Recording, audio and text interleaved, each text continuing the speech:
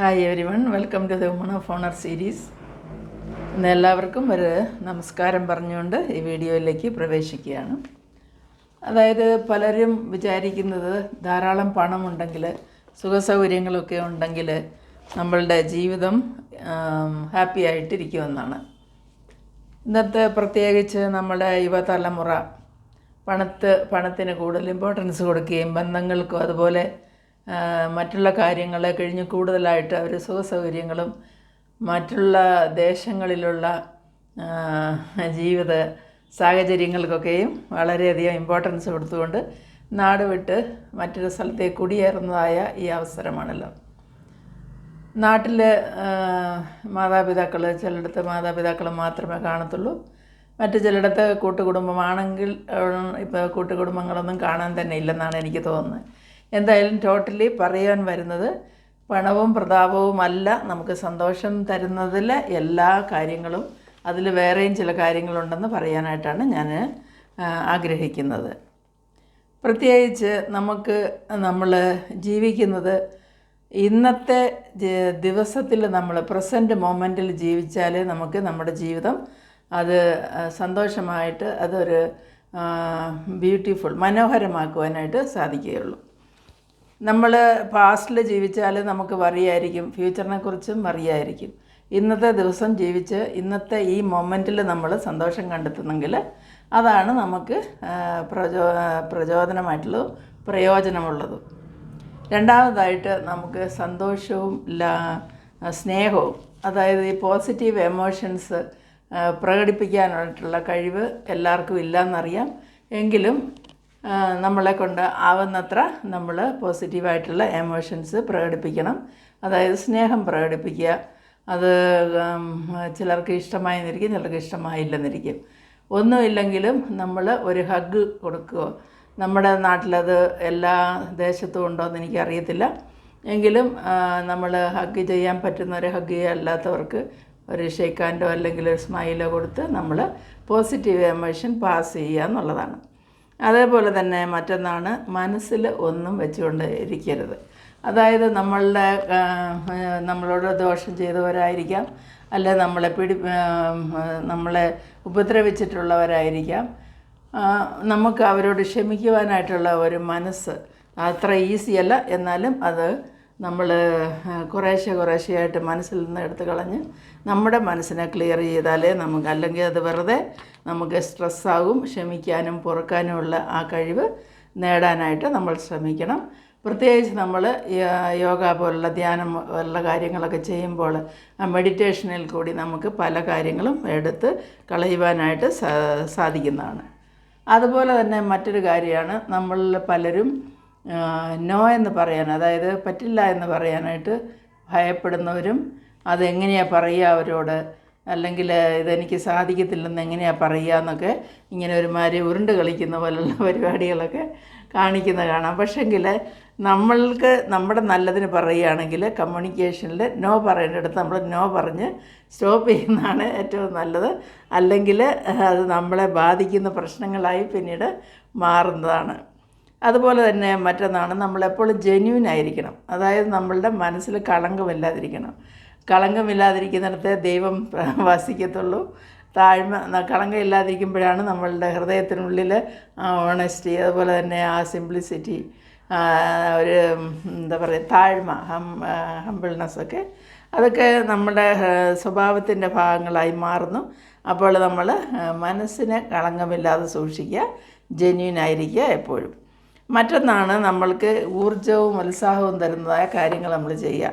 Energy തരുന്ന ഭക്ഷണം കഴിക്കുക, എനർജി തരാൻ കിട്ടുന്നതായുള്ള എക്സസൈസ് ചെയ്യുക, ചെറുതായിട്ടുള്ള കാര്യങ്ങളൊക്കെ ചെയ്യുക. അതുപോലെ തന്നെ എല്ലാ കാര്യത്തിനും ഒരു ഉത്സാഹം. അയ്യോ എനിക്ക് വയ്യ, അയ്യോ എന്നെക്കൊണ്ട് പറ്റില്ല എന്ന് പറയാതെ എന്നെക്കൊണ്ട് ഇത് സാധിക്കുമോ, ഞാൻ ട്രൈ ചെയ്ത് നോക്കാമെന്നുള്ള മനസ്സെങ്കിലും നമ്മൾ കൊണ്ടുവരേണ്ടതാണ്. പ്രത്യേകിച്ച് ഉത്സാഹം ഉണ്ടെങ്കിൽ തന്നെ നമുക്ക് പകുതി എനർജി ഉണ്ടാവും. മനസ്സിനാണ് ഉത്സാഹം വേണ്ടത്. അപ്പോൾ ഓട്ടോമാറ്റിക്കായിട്ട് നമ്മുടെ ശരീരവും അതിനോട് യോജിക്കുന്നതാണ്. പിന്നെ പറയുമ്പോൾ നമ്മൾ പല കാര്യങ്ങളും ഓർത്ത് വറി ചെയ്യുന്നവരാണ്. അങ്ങനെയുള്ള സ്വഭാവം മെജോറിറ്റി ആൾക്കാർക്കുണ്ടെന്നാണ് എനിക്ക് തോന്നുന്നത്. ഞാനും ധാരാളമായിട്ട് വറി ചെയ്യുമായിരുന്നു ഓരോ കാര്യങ്ങളെ ഓർത്ത്. പക്ഷേ ഇപ്പോൾ നമ്മളൊരു സ്റ്റേജിലെത്തിക്കഴിഞ്ഞപ്പോൾ പ്രശ്നങ്ങളുണ്ട്, നമുക്ക് പ്രതിവിധികളില്ലാത്ത പ്രശ്നങ്ങൾ തന്നെ ഉണ്ട് ജീവിതത്തിൽ. എന്നാലും അതിൻ്റെ എല്ലാം മധ്യത്തിലും നമ്മൾ വറി ചെയ്യാതെ, അതിനെക്കുറിച്ച് ഓർത്ത് ചിന്തിക്കാതെ എനിക്ക് ഇത് പോസിറ്റീവായിട്ടാകും, അല്ലെങ്കിൽ എൻ്റെ ദൈവം എനിക്കിത് ചെയ്തു തരും, അങ്ങനെയുള്ളൊരു കോൺഫിഡൻസോട് കൂടി ജീവിക്കുവാനായിട്ട് നമുക്ക് സാധിക്കുന്നത് ഏറ്റവും നന്നായിരിക്കും. അതുപോലെ തന്നെ ഈ പഴയ തലമുറ മാത്രമല്ല, പുതിയ തലമുറയ്ക്കും ഇത് വളരെ അത്യാവശ്യമാണ്.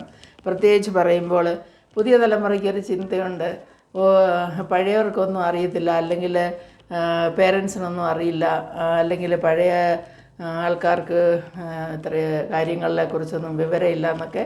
അത് വളരെ തെറ്റാണെന്നാണ് ഞാൻ പറയുന്നത്. കാരണം എന്ന് പറഞ്ഞു കഴിഞ്ഞാൽ ഈ മുതിർന്നവരുടെ കോൺട്രിബ്യൂഷനാണ് ഇന്നത്തെ ഈ യുവതലമുറ അനുഭവിച്ചുകൊണ്ടിരിക്കുന്ന എല്ലാ കാര്യങ്ങളും, പ്രത്യേകിച്ച് എല്ലാ കണ്ടുപിടുത്തങ്ങളും. അതുപോലെ തന്നെ നമ്മളുടെ ഈ ലോകമെമ്പാടുമുള്ള ഈവൻ ഇൻ്റർനെറ്റായാലും എന്ത് സംഭവമായാലും ഇവരിന്ന് അനുഭവിക്കുന്ന എല്ലാ അനുഗ്രഹങ്ങളും പഴയ തലമുറയുടെ കോൺട്രിബ്യൂഷൻ തന്നെയാണ്. അതിൽ നമ്മൾ നോക്കുമ്പോൾ അനേകർ അവരുടെ ജീവിതം തന്നെ അതിനായിട്ട് മാറ്റിവെച്ച് ജനസേവനത്തിനായിട്ടും ഹ്യൂമൻ ലൈഫ് ഏറ്റവും മെഡിസിനായാലും മറ്റുള്ള സയൻറ്റിഫിക്കലായിട്ടുള്ള കാര്യങ്ങളായാലും എന്തായാലും ഇതിന് മുമ്പിരുന്ന തലമുറ, അല്ലെങ്കിൽ ഇന്ന് ജീവിക്കുന്ന തലമുറ, അല്ല കടന്നുപോയ തലമുറ, നമുക്കറിയാം നോബൽ പ്രൈസൊക്കെ ഓരോരുത്തർക്ക് കിട്ടിയത് 80 വയസ്സ് കഴിഞ്ഞും 70 വയസ്സ് കഴിഞ്ഞുമൊക്കെ, ഈവൻ 90 വയസ്സ് എടുക്കാറാകുമ്പോഴൊക്കെ നോബൽ പ്രൈസ് കിട്ടിയ ആൾക്കാരുണ്ട്. അപ്പോൾ അവരവരുടെ ജീവിതം മൊത്തം അതിനു വേണ്ടി മാറ്റി വെച്ചിരിക്കുകയായിരുന്നു നമുക്കറിയാമല്ലോ. അവർ കണ്ടുപിടിച്ച കാര്യങ്ങൾ ഇന്ന് ലോകത്ത് എത്രയോ കോടി ജനങ്ങൾക്ക് പ്രയോജനമായിരിക്കുന്നു. അപ്പോൾ നമ്മളുടെ ഈ ഒരു ചിന്താഗതിയെ നമ്മൾ മാറ്റേണ്ടതാണ്. നിങ്ങൾ ലോകത്തിന് എന്ത് കൊടുക്കുന്നു എന്നുള്ളതും കൂടി ചിന്തിക്കണം. പ്രത്യേകിച്ച് യുവതലമുറ, നിങ്ങളുടെ കോൺട്രിബ്യൂഷൻ, നിങ്ങൾക്ക് വേണ്ടി മാത്രം ജീവിക്കാതെ ഈ സൊസൈറ്റിക്ക് വേണ്ടി, ഈ ലോകത്തുള്ള മറ്റുള്ള മനുഷ്യർക്ക് കൂടെ പ്രയോജനപ്പെടുന്ന രീതിയിൽ നിങ്ങളുടെ കോൺട്രിബ്യൂഷൻ ഉണ്ടാകണം എന്നാണ് എനിക്ക് പറയാനുള്ളത്. നമ്മൾ ഈ ഭൂമിയിൽ ഒരിക്കലേ ജനിക്കുകയുള്ളൂ, ഒരിക്കലേ ജീവിക്കുകയുള്ളൂ. അതിന് ഒരു മാറ്റവും ഇല്ല. നമ്മൾ എത്ര സമ്പാദിച്ചു കൂട്ടിയാലും, നമ്മൾ എന്തൊക്കെ കൂട്ടി വെച്ചാലും ഇതിലൊന്നും നമുക്ക് കൊണ്ടുപോകാനായിട്ട് സാധിക്കത്തില്ല. അതിൻ്റെ വലിയൊരു ഉദാഹരണമാണല്ലോ അലക്സാണ്ടർ ദി ഗ്രേറ്റ്. അലക്സാണ്ടറെ കുറിച്ച് വായിക്കുമ്പോൾ വളരെ സന്തോഷം തോന്നുന്ന കാര്യങ്ങളാണ് അദ്ദേഹത്തിൻ്റെ ജീവിതത്തിൽ നമ്മൾ വായിക്കുമ്പോൾ. അത്രയും ബുദ്ധിശാലിയായിട്ടുണ്ട്. ആ രാജാവ് തന്നെ മരിക്കുന്നതിന് മുമ്പ് പറഞ്ഞത്, ഈ ലോകമെല്ലാം കീഴടക്കിയിട്ടും അദ്ദേഹത്തിന് തൻ്റെ ജീവനെ രക്ഷിക്കാൻ പറ്റിയില്ല. ആ ഡോക്ടേഴ്സിൻ്റെ അടുത്തൊക്കെ എത്രമാത്രം കെഞ്ചി കേണിട്ട് പോലും അദ്ദേഹത്തിന് ജീവനിലേക്ക് തിരിച്ചു വരാനായിട്ടോ അല്ലെങ്കിൽ കണ്ടിന്യൂ ചെറിയ പ്രായത്തിൽ തന്നെ മരിച്ചു പോയല്ലോ ഈ ലോകത്ത് നമുക്കറിയാം. അപ്പോൾ അദ്ദേഹത്തിൻ്റെ ആഗ്രഹപ്രകാരം കോഫിൻ്റെ വെളിയിലേക്ക് 2 കൈകളും ഇങ്ങനെ വെളിയിലേക്ക് ഇട്ടിട്ട് ജനങ്ങൾക്ക് കാണുവാൻ വേണ്ടിയിട്ട് ആ പ്രൊസഷനിൽ ഫുള്ള്, അതായത് ബോഡി കൊണ്ടുപോകുമ്പോൾ എല്ലാവരും ഞാൻ ഒന്നും എൻ്റെ കയ്യിൽ കൊണ്ടുപോകുന്നില്ല എന്നുള്ള ആ മെസ്സേജ് നൽകിക്കൊണ്ട് അങ്ങനെ മറ്റുള്ളവർക്ക് ഒരു മെസ്സേജ് നൽകിക്കൊണ്ടാണ് അദ്ദേഹം ഇവൻ മരണത്തിൽ പോലും ഈ ഭൂമിയിൽ നിന്നും കടന്നുപോയത്. അപ്പോൾ നമ്മൾ നോക്കുമ്പോൾ നമ്മളുടെ ജീവിതം, എല്ലാവരുടെ ജീവിതം ഒരിക്കലേ ഉള്ളൂ. ചിലർ നേരത്തെ മരിച്ചു പോകുന്നു, ചിലർക്ക് ദീർഘായുസ് കിട്ടുന്നു, ചിലർ മിഡിൽ ഏജിൽ പോകുന്നു, ഇങ്ങനെ പല സമയത്ത് മരിച്ചു പോകുന്നുണ്ട്. പക്ഷെ നമ്മൾ മരണം എന്നുള്ളത് അത് ഗ്യാരണ്ടീഡ് ആയിട്ടുള്ളൊരു കാര്യമാണ്. വേറെ ഒന്നും ഈ ലോകത്ത് ഗ്യാരണ്ടിയില്ല. അതായത് ഒരു മനുഷ്യനും ജനിച്ചിട്ട് മരിക്കാതെ ഞാൻ രക്ഷപ്പെടാമെന്ന് വിചാരിച്ചിട്ട് ഒരു കാര്യമില്ല, അങ്ങനെ നടക്കത്തുമില്ല. അപ്പോൾ നമ്മളുടെ ഏറ്റവും അടുത്തിരിക്കുന്ന ഒരു സംഭവമാണ്. അത് എപ്പോൾ സംഭവിക്കും, എങ്ങനെ സംഭവിക്കും നമുക്കറിയില്ല. എന്നാൽ എപ്പോഴും നമ്മൾ ഉത്സാഹമുള്ളവർ നമ്മുടെ ജീവിതം ഉള്ള ദിവസങ്ങൾ സന്തോഷത്തോടെ കഴിക്കുവാനായിട്ടൊക്കെയും നമ്മൾ പ്രയത്നിക്കേണ്ടതാണ്.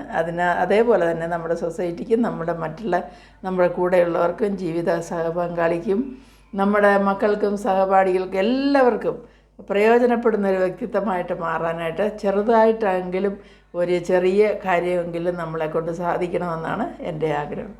അങ്ങനെ എൻ്റെ കൂട്ടുകാർക്ക് എല്ലാവർക്കും, അതേപോലെ തന്നെ ഈ വീഡിയോ കാണുന്ന എല്ലാ മക്കൾക്കും എല്ലാവർക്കും ഈ ജനറേഷൻ വ്യത്യാസമില്ലാതെ പുതിയ തലമുറ പഴയ തലമുറ എല്ലാവർക്കും നല്ല ഒരു ജീവിതം ആശംസിക്കുന്നു.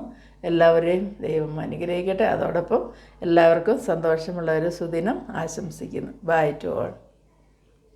ഈ വീഡിയോ ഇഷ്ടമായാൽ ലൈക്ക് ചെയ്യാൻ മറക്കരുത്, സബ്സ്ക്രൈബ് ചെയ്യണം. Bye to all. ബൈ.